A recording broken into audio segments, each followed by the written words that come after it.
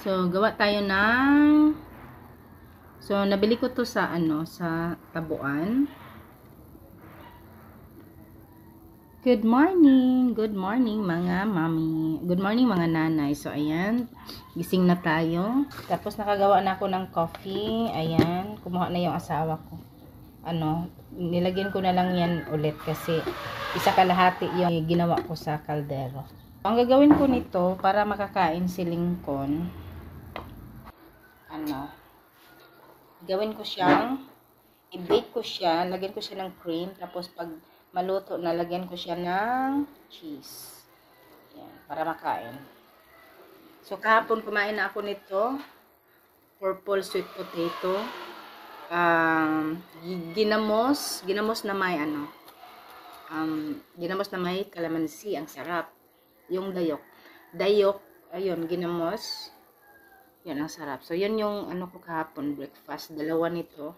Tapos yung tatay, dalawa rin. So, ngayon, iiba na naman natin kasi marami pa.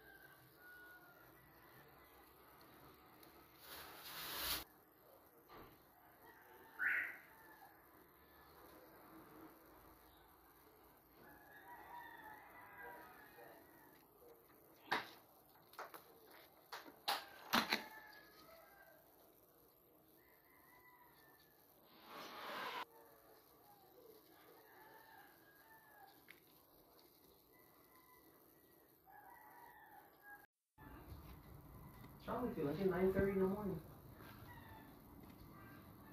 Okay, you try not to come.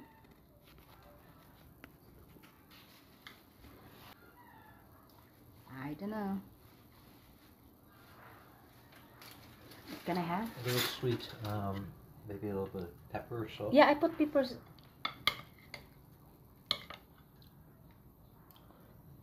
Yummy.